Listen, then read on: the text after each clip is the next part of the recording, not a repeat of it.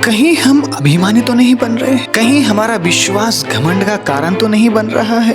परमेश्वर के अजीजों, अपने आप को जांचते रहना बहुत जरूरी है। कहीं ऐसा ना हो कि हम विश्वास भी कर रहे हो और उस विश्वास के वजह से हम परमेश्वर से दूर भी हो रहे हो।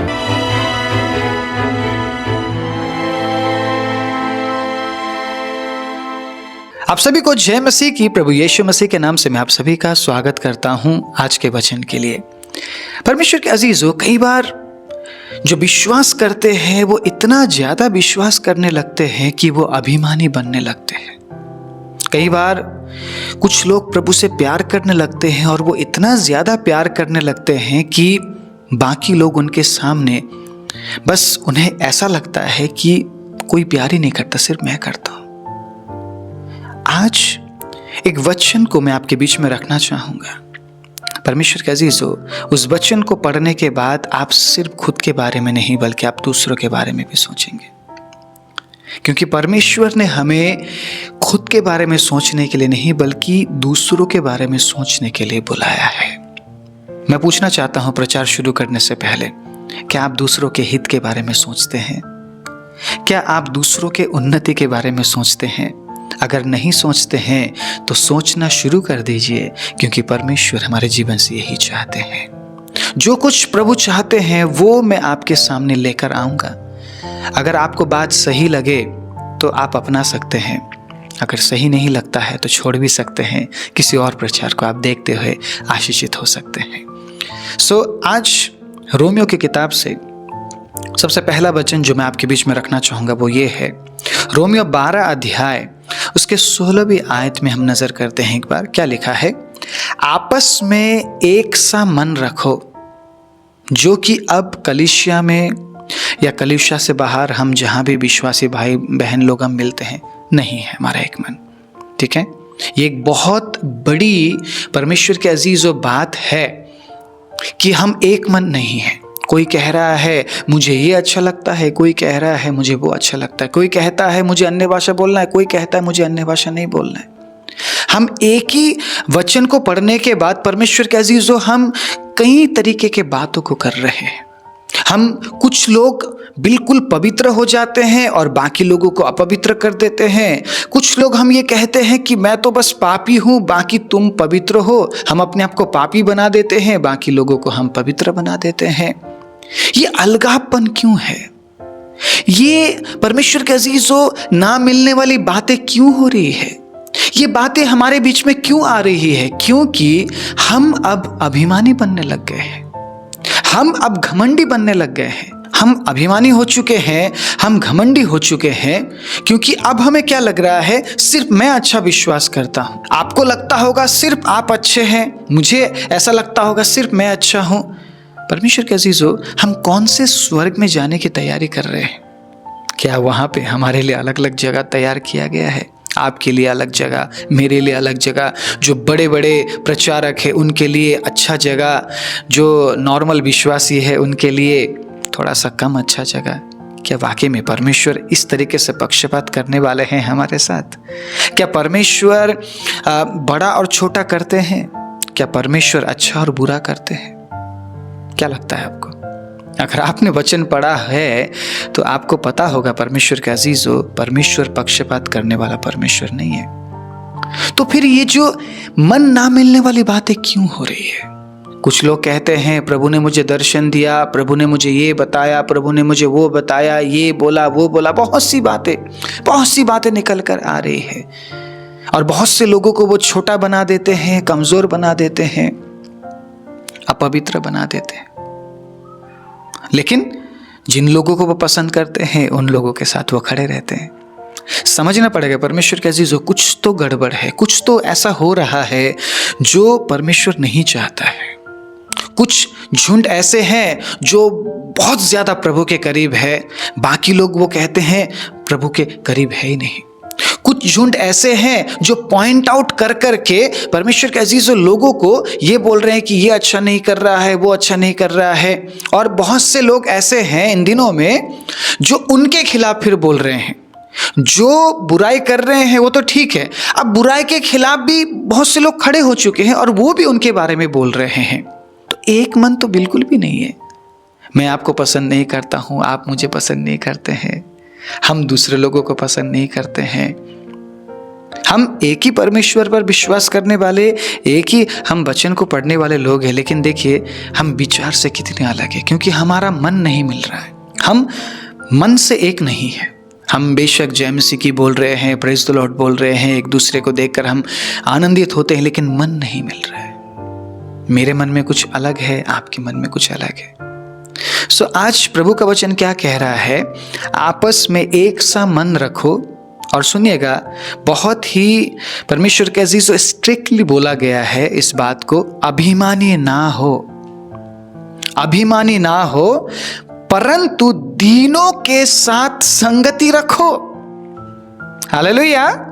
अभिमानी ना हो परंतु, बट, यहां पे बट यूज किया गया है, परंतु दीनों के साथ संगति रखो। हालेलुया।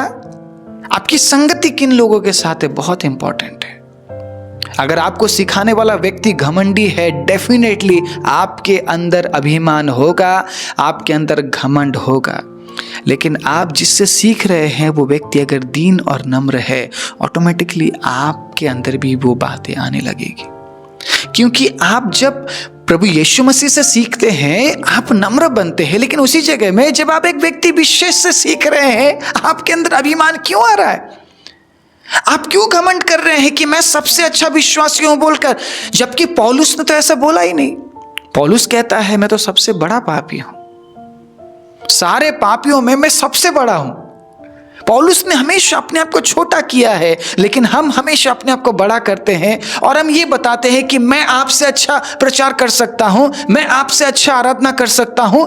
हम कंपटीशन में तो है ही नहीं, हमें तो कंपटीशन करना ही नहीं है। मैं आपके साथ क्यों कंपटीशन करूं या आप मेरे साथ क्यों कंपटीशन करें? हम बेहतर वर्शिप प्रभु को देना चाहते हैं, हम बेहतर परमेश्वर के अजीजों प्रभु को हम देना चाहते हैं, हम बेहतर तरीके से हम काम करना चाहते हैं। उसके लिए एक मन होना जरूरी है, यूनिटी जरूरी है। इसीलिए हमारे कलीसिया का नाम, प्रभु ने हमें जो नाम दिया वो नाम है हाउस ऑफ यूनिटी, जहां हम हर एक व्यक्ति विशेष को वैल्यू देना चाहते हैं, जहां पे हम हर एक व्यक्ति विशेष को यह कहना चाहते हैं कि आप परमेश्वर की सृष्टि है। आप काले हैं तो क्या हुआ, आप परमेश्वर के लिए सुंदर है। आप मोटे हैं तो क्या हुआ, आप परमेश्वर के लिए सुंदर है। आप पतले हैं तो क्या हुआ, आप परमेश्वर के लिए सुंदर है। बेशक लोग आपको इग्नोर कर रहे होंगे, लोग आपको ये कह रहे होंगे भाई आप अच्छे नहीं हो, आप अच्छे नहीं दिखते हो, आप अच्छे नहीं गाते हो, लेकिन आप परमेश्वर के लिए सुंदर है क्योंकि आप उसकी सृष्टि है। हम यही हाउस ऑफ यूनिटी से दर्शाना चाहते हैं। जितने भी लोग हमारे कलीसिया में आते हैं, हम उनको यही बताना चाहते हैं कि प्रभु आपसे बेहद प्यार करते हैं। आप में से जितने भी लोग मुझे सुन रहे हैं, परमेश्वर के अजीजों, आपकी परिस्थिति चाहे कैसी भी हो, प्रभु आपसे बेहद प्यार करता है। आप चाहे काले हो या गोरे हो, लंबे हो या पतले हो, परमेश्वर के अजीजों, मोटे हो या नाटे हो, नो मैटर, फर्क नहीं पड़ता उसको, क्योंकि वो जानता है आप उसकी सृष्टि है। आपको परमेश्वर ने बनाया है। हालेलुया। आपको परमेश्वर ने बनाया है और वो जानता है आप उसके लिए इंपॉर्टेंट है। लेकिन शैतान नहीं चाहता है कि आप इस बात को जाने कि आप उसके लिए इंपॉर्टेंट है। आपको पता है ये बात? शैतान बिल्कुल भी नहीं चाहता है। शैतान नहीं चाहता है कि आप इस बात को जाने। इसीलिए परमेश्वर के अजीजों, इस बात को समझने की कोशिश कीजिएगा, वो परमेश्वर के लोगों को अभिमानी बनाना चाहता है। अगर मैं विश्वास करने वाला व्यक्ति हूं, बड़े ध्यान से समझने की कोशिश कीजिएगा, मैं अब इतना विश्वास करने लगा हूं, मेरे विश्वास की वजह से मेरे अंदर अभिमान आने लगा है। अब देखो, मैं उससे ज्यादा विश्वास करता हूं। आपका विश्वास घमंड का कारण नहीं बनना चाहिए। आपका विश्वास तो दीन और नम्र होने का कारण बनना चाहिए। आप समझ रहे हैं इस बात को? आपका विश्वास घमंड का कारण ना बने, आपका दान देना घमंड का कारण ना बने। अरे मैं तो सबसे ज्यादा देता हूं। आपको पता है कलीसिया में सबसे ज्यादा मैं ही देता हूं, सबसे बड़ा चेक मैं देता हूं, हर चीज में मैं हाथ आगे बढ़ाता हूं। वहीं पे आपकी सारी मेहनत व्यर्थ होगी। प्रभु ने एक्सेप्ट नहीं किया। आपने दे तो दिया, परमेश्वर ने एक्सेप्ट नहीं किया, क्योंकि प्रभु यीशु मसीह ने हमें यह सिखाया, जब तेरा दाहिना हाथ देता है तब तेरे बाएं हाथ को पता ना चले। बीते दिनों में बहुत से लोगों ने परमेश्वर की अजीज बामन डंगा के लिए, बाढ़ग्रस्त इलाके के लिए हमें सहयोग भेजा, और उन्होंने पर्सनली हमें बोला हमारा नाम नहीं आना चाहिए। वो जानते हैं प्रभु यीशु मसीह किन लोगों को पसंद करते हैं। पर्सनालिटीज है, अलग अलग पर्सनालिटीज है, कैटेगरीज है लोगों में। तो आप किन लोगों के बीच में हैं? आप नम्र और दीन लोगों के बीच में हैं या अभिमानी और घमंडी लोगों के बीच में हैं? अगर आप दीन और नम्र बने रहना चाहते हैं, आपको प्रभु यीशु मसीह के साथ साथ चलना पड़ेगा, और परमेश्वर के अजीजों, आपको ऐसे लोगों के बीच में रहना पड़ेगा जो दीन और नम्र है। कैसे पहचानेंगे कि आप लोग दीन और नम्र हैं? कैसे पहचानेंगे आप? हालेलुया। वो अपने विश्वास के लिए घमंड नहीं करते हैं, वो अपने दान के बारे में घमंड नहीं करते हैं, जो काम वो कर रहे हैं उस काम के बारे में वो चर्चा नहीं करते, बल्कि वो हमेशा परमेश्वर के बारे में चर्चा करते हैं। वो अपने आप को बड़ा बनाने का प्रयास नहीं करते हैं, वो ये नहीं चाहते हैं कि उनका नाम आगे आए, बल्कि वो ये चाहते हैं कि जब कभी वो किसी भी काम को करे, परमेश्वर के नाम को महिमा मिले। आज भी ऐसे लोग हैं जिनको शायद आप नहीं जानते होंगे, लेकिन शायद परमेश्वर के अजीज आपके विश्वास के लिए उन्होंने प्रार्थना किया होगा, आपके उद्धार के जीवन के लिए उन्होंने प्रार्थना किया होगा, लेकिन आप नहीं जानते उन्हें। ऐसे भी लोग इस दुनिया में हैं जिनको कोई नहीं जानता, लेकिन परमेश्वर जानता है। उन्होंने प्रभु के राज्य के लिए अद्भुत काम किया हुआ है। आज भी मैं ऐसे पास्टर्स को जानता हूं जिन्होंने अपने पूरा जीवन निछावर कर दिया, लेकिन आप नहीं जानते उनके बारे में, क्योंकि वो यूट्यूब में नहीं है। इन दिनों में जो यूट्यूब में चमक रहे हैं उन्हीं को लोग जानते हैं। क्या सब यूट्यूब में आ सकते हैं? क्या सब यूट्यूब में आकर कंटेंट बनाकर डाल सकते हैं? क्या सब यूट्यूब से सब्सक्राइबर गेन कर सकते हैं? नहीं करेंगे लोग, नहीं कर सकते हैं और नहीं करेंगे। उन्हें ज़रूरत नहीं है यूट्यूब के पॉपुलैरिटी की, उन्हें ज़रूरत नहीं है। वो जानते हैं उनको क्या जिम्मेदारी दिया गया है। मैं यहाँ पर अगेंस्ट नहीं हूँ, यूट्यूब में पॉपुलर आप हो रहे हैं, मे गॉड ब्लेस यू, आप और हो जाइए, आप और पॉपुलर हो जाइए, आप और नाम कमाइए, आप और फेम कमाइए, लेकिन कहीं ना कहीं परमेश्वर के अजीजों वो घमंड का कारण बन रहा है। आज आप जो भी कीजिए, परमेश्वर के अजीजों, घमंड का कारण नहीं बनना चाहिए। सीधी और साफ बात है ये। आप समझ रहे इस बात को? घमंड का कारण नहीं बनना चाहिए, और आप एक अलग झुंड ना बना ले। आप ये ना बोले जो मेरे साथ है वही स्वर्ग में जाएगा, या जो मेरे साथ है वही पवित्र है, या जो मेरे साथ है वही परमेश्वर से प्यार करने वाले हैं। हम बिल्कुल भी ये दावा नहीं कर सकते, क्योंकि ऐसे लोग भी संसार में हैं जिन्होंने अपना पूरा जीवन निछावर कर दिया और जिन्हें शायद लोग नहीं जानते। आज बहुत से चर्चेस क्यों इतने अच्छे से ग्रो हो रहे? यूट्यूब की वजह से। क्या इस बात को आप इनकार कर सकते हैं? क्या इस बात को आप नकार सकते हैं? अगर यूट्यूब में वो नहीं आते तो इतना जल्दी बढ़त मिलता? मुझे बताइए, बढ़त मिलता? बहुत से लोगों ने, परमेश्वर के अजीज जिन्हें मैं जानता हूं, उन्होंने एड़ी चोटी रगड़ दी मिनिस्ट्री में। बहुत इंटेंस और डीप उन्होंने दुख उठाया, हालेलुया। उसके बाद जाकर परमेश्वर के अजीजों, प्रभु ने उन्हें उठाया है। आप कैसे भूल सकते हैं कि मिनिस्ट्री में दुख उठाना जरूरी है? क्या सब कुछ कंटेंट से हो जाएगा? क्या सब कुछ दिखाने से हो जाएगा कि मैं ये कर रहा हूँ, वो कर रहा हूँ? परमेश्वर के अजीजों, जो बढ़ रहे हैं हमें उनके लिए बेहद खुशी है, प्रभु उन्हें और बढ़ाए, लेकिन कहीं आपका बढ़त आपके अभिमान का कारण ना बने, कहीं आपका बढ़त परमेश्वर के अजीजों आपके घमंड का कारण ना बन जाए। इस बात को ध्यान में रखना बहुत ज़रूरी है। इसीलिए हमें अपने आप को जांचते रहना बहुत ज़रूरी है। आज का वचन स्वयं को जांचने वाला वचन है। कहीं मैं घमंडी तो नहीं बन गया? कहीं मैं ज़्यादा विश्वास करके उन लोगों को मैं छोटा तो नहीं बना रहा हूँ जो अच्छे से विश्वास नहीं कर पाते हैं? मेरा कलीसिया प्रभु ने बढ़ा दिया तो मैं उन चर्चेस को कहीं मैं इग्नोर तो नहीं कर रहा हूँ जो अभी शुरुआत कर रहे हैं? समझ रहे आप इस बात को? क्या हमेशा के लिए आप जिंदा रहेंगे? नहीं, ये बात भी सच नहीं है। हमेशा के लिए वो कलीसिया उतना ही बड़ा रहेगा, ये बात भी सच नहीं है। समय आता है परमेश्वर के अजीजों, आज आपका समय है, कल किसी और का समय होगा। इसीलिए कभी भी किसी को हम छोटा ना समझें, कभी भी किसी कलीसिया को हम नेग्लेक्ट ना करें, कभी भी किसी कलीसिया को हम कम ना समझें। परमेश्वर के अजीजों, आज शायद मेरा समय है, कल शायद आपका समय होगा, और यही नियति है, यही जिंदगी है। इस बात को ना नकारे। क्या इस बात को हम नकार सकते हैं? नकार सकते हैं आप? इस बात को कोई भी नकार नहीं सकता है कि आज मेरा समय है, कल आपका होगा। आज शायद आपका समय है, कल मेरा होगा। आप समझ रहे इस बात को? जो पीछे है वो आगे आ जाएंगे, जो आगे है वो पीछे चले जाएंगे। ये भी हो सकता है, पॉसिबल है। अगर आज आप किसी को महिमा दे रहे हैं, इतना आप महिमा मत दे दीजिए कि बाद में आपको पछताना पड़े। हर एक चीज में कंट्रोल होना बहुत जरूरी है। आप विश्वास कर रहे हैं, आप इतना विश्वास में मत बढ़ जाइए कि वो विश्वास आपके घमंड का कारण बन जाए, अभिमान का कारण बन जाए। क्योंकि जो घमंड है ना, वो शैतान से आता है। समझ पा रहे हैं आप मैं कौन से समय के बारे में बात कर रहा हूं? जब लूसीफर के अंदर घमंड आ गया, अहंकार आ गया, वो परमेश्वर की कुर्सी को हथियाने के लिए सोच रहा था।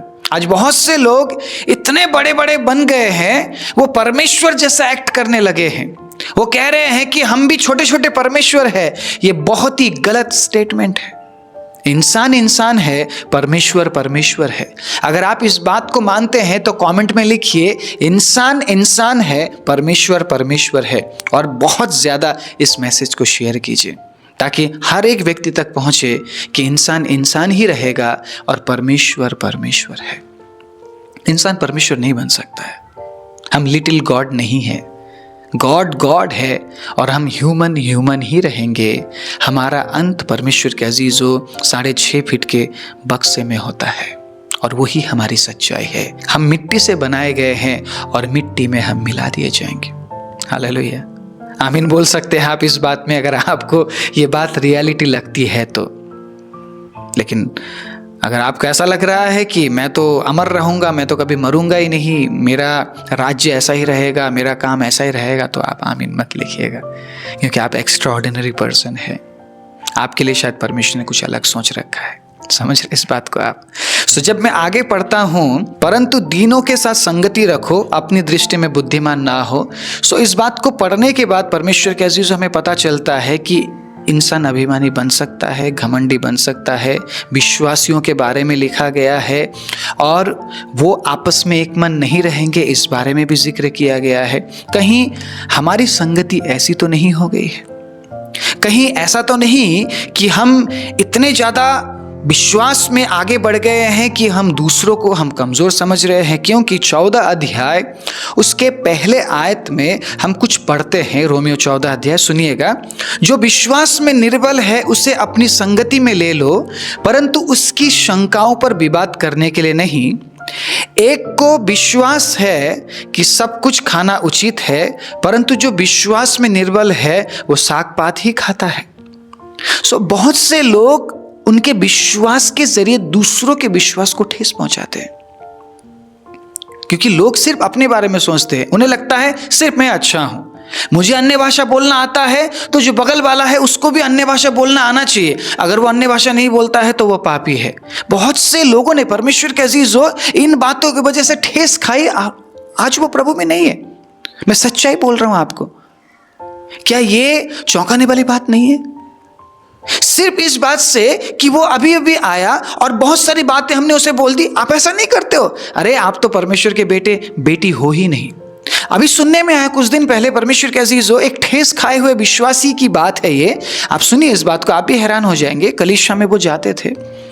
कलीसिया में पासवान ने बोला कि अगर आप आपके जो सैलरी है, जो इनकम है, उसका 10% नहीं देंगे तो प्रभु नाराज हो जाएगा, आपके घर में अशांति होगी, आप बीमार पड़ेंगे और शायद आप मर भी सकते हैं। इतनी बड़ी बात बोल दी, इतनी बड़ी बात।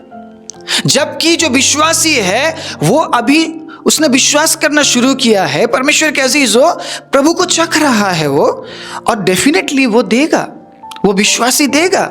लेकिन अभी वो विश्वासी क्या कह रहा था कि मैं बस शुरू कर रहा हूँ देना, मैंने प्रभु से काम मांगा, जॉब मांगा, प्रभु ने मुझे जॉब दिया और मैं उसके अनुसार मैं अपने हिसाब से मैं दे रहा हूँ या मैं दे रही हूँ। वो लोग ऐसा बोल रहे थे, लेकिन पासवान ने क्या बोला? आपको देना ही पड़ेगा, आपको 10% देना ही पड़ेगा। क्या परमेश्वर हमारे साथ फोर्स करता है? हमारे भेंटों को लेकर, दशमांशों को लेकर, प्रार्थना जीवन को लेकर, वचन पढ़ने को लेकर क्या प्रभु आपको फोर्स करता है? अगर प्रभु आपसे जबरदस्ती कर रहा है, इसका मतलब समथिंग इज रॉन्ग, वो परमेश्वर नहीं है, क्योंकि परमेश्वर ने आपको स्वयं इच्छा दिया है। आप प्रार्थना करेंगे तो आपके लिए है, नहीं करेंगे तो आपके लिए है। वचन पढ़ेंगे तो आपके लिए है, नहीं पढ़ेंगे तो आपके लिए है। उपवास करेंगे तो आपके लिए है, नहीं करेंगे तो आपके लिए है। आत्मा के अनुसार जिएंगे तो आपके लिए ही है। उससे परमेश्वर को कोई फायदा और परमेश्वर को कोई नुकसान नहीं हो रहा है। परमेश्वर चाहता है कि मैंने जब अपना बलिदान दिया तो हर एक को मौका मिलना चाहिए कि वो मन फिराए और मेरे पास आए। लेकिन परमेश्वर के अजीजों, परमेश्वर ने आपको फोर्स नहीं किया है। वो कभी भी फोर्स नहीं करते हैं। उसने ना ही मुझे फोर्स किया और वो ना ही आपको फोर्स करेगा। लेकिन इन दिनों में ऐसा हो रहा है, हम दूसरों के हित के बारे में नहीं सोच पा रहे हैं, सिर्फ अपने बारे में। अगर मैं अन्य भाषा बोलता हूं तो बगल वाला भी अन्य भाषा बोलना चाहिए। आप जबरदस्ती नहीं कर सकते। शायद बहुत से लोगों को प्रभु गिफ्ट नहीं देता है। क्या वो पवित्र नहीं है? क्या वो स्वर्ग में नहीं जाएंगे? क्या वो परमेश्वर से प्यार नहीं करते हैं? बहुत से लोग हैं जिनको देने की इच्छा नहीं होती, जो प्रभु के राज्य के लिए नहीं देते हैं, लेकिन वो बाकी काम करते हैं। हम उन्हें फोर्स नहीं कर सकते कि आपको जबरदस्ती देना है, क्योंकि देने वाला भी परमेश्वर के अजीजों परमेश्वर के जरिए ठहराया गया है। हालेलुया। प्रचार करने वाला भी परमेश्वर के जरिए ठहराया गया है। सो मसीह के देह में हम अलग अलग अंग है। हालेलुया। हम मसीह के देह में अलग अलग अंग है और अलग अलग अंग का अलग अलग काम है। हर एक व्यक्ति देने वाला नहीं है, हर एक व्यक्ति प्रचारक नहीं है, हर एक व्यक्ति सेवक नहीं है, हर एक व्यक्ति उपदेशक नहीं है, हर एक व्यक्ति भविष्यवाणी करने वाला नहीं है। इन दिनों में जो हम देख रहे हैं, हर एक व्यक्ति प्रॉफिट, अपोस्टल प्रॉफिट बन रहा है। हर एक व्यक्ति नहीं कर सकता है। मसीह के देह में हम अलग अलग अंग है और हमें उसी प्रकार से काम करना पड़ेगा। मैं भी प्रॉफिट, आप भी प्रॉफिट, वो भी प्रॉफिट, सब अपोस्टल, सब प्रॉफिट, तो बाकी लोग कहाँ जाएंगे फिर? आप भी लिख लीजिए अपने नाम के सामने प्रॉफिट, मैं भी लिख लेता हूँ, आप भी लिख लीजिए अपोस्टल, मैं भी लिख लेता हूँ। बाकी लोग कहाँ जाएंगे? पास्टर कहाँ है फिर? सेवक कहाँ है फिर? देने वाला कहाँ है फिर? हर एक व्यक्ति बस यही लिखकर चर्च खोलकर बैठ जाए, बाकी विश्वासी कहाँ जाएंगे फिर? सब विश्वासी अपने नाम के आगे प्रॉफिट लिखकर चर्च खोलकर बैठ जाए, ऐसा ही तो हो रहा है। कितनी मिनिस्ट्रीज अब शुरू हो रही है, देखिएगा। नहीं पता क्या हो रहा है, क्या होगा, लेकिन परमेश्वर के अजीजों, इस बात को समझना बहुत जरूरी है। अंत का समय है। कहीं हमारा विश्वास घमंड का कारण तो नहीं बन रहा है, अभिमान का कारण तो नहीं बन रहा है। शैतान बहुत चालाक है। शैतान उसी विश्वास को लेकर आपको नाश कर सकता है। उन्हीं बातों को लेकर जो आपके अंदर ज्ञान है, उन्हीं बातों को लेकर आपको नाश कर सकता है, आपको प्रभु से दूर कर सकता है। बहुत से बार हमने ये देखा है, लोगों ने इतना ज़्यादा वचन पढ़ लिया कि वो नास्तिक बन गए। वो कहने लग गए परमेश्वर है ही नहीं। बहुत से लोग वचन को लेकर ऐसी ऐसी बातें पूछते हैं जिसका जवाब शायद मेरे पास या किसी के पास भी नहीं है। वो इतना अजीब तरीके से इस वचन को लोगों के सामने रखते हैं, ना वो खुद समझते हैं और ना ही कोई उन्हें समझा सकता है। ऐसा भी हाल है लोगों का। परमेश्वर के अजीजों, शैतान चालाक है। शैतान हमें नाश करना चाहता है और शैतान जानता है इंसान की कमजोरी क्या है। इंसान घमंड करना पसंद करता है, इंसान अहंकार करना पसंद करता है। थोड़ी सी भी हमारे पास चीज़ आ जाए, हम घमंड से भर जाते, अहंकार से भर जाते। परमेश्वर के अजीजों, इसलिए प्रभु ने हमें नहीं चुना है। प्रभु ने हमें चुना है ताकि हम सिर्फ खुद के बारे में नहीं, बल्कि हम दूसरों के बारे में भी सोच सकें, दूसरों के बारे में भी हम ख्याल कर सके। तभी जाकर जो मसीह की जो व्यवस्था है वो पूरी होगी, जो प्रेम की जो व्यवस्था है वो पूरी होगी। क्योंकि परमेश्वर ने सिर्फ अपने बारे में, अपनी महिमा के बारे में नहीं, बल्कि हम सब पापी लोगों के बारे में सोचा और सिंहासन छोड़कर आया ताकि हम हमेशा हमेशा के लिए उसके साथ अनंत जीवन में राज कर सके। आइए अपनी आंखों को बंद करें। राजाओं के राजा, प्रभुओं के प्रभु, सर्वशक्तिमान जीवित दयालु परमेश्वर, दिए गए वचन के लिए प्रभु हम धन्यवाद देते हैं। जितने भी लोगों ने आज दिल के गहराई से प्रभु इस वचन को सुना है। प्रभु आप उन्हें बहुत अच्छे आशीष दीजिए, उन्होंने ग्रहण किया है और आज के बाद प्रभु वो अपने बारे में नहीं लेकिन प्रभु दूसरों के बारे में भी जब सोचते हैं, प्रभु आप अनुग्रह कीजिए, दया कीजिए, ताकि वो सिर्फ खुद के बारे में नहीं बल्कि दूसरों के बारे में सोचते हुए, दूसरों की उन्नति करने के बारे में सोचते हुए मसीह की व्यवस्था को पूरा कर सके। सारी महिमा आदर आपको देते हुए यीशु के नाम से मांगते हैं, आमीन।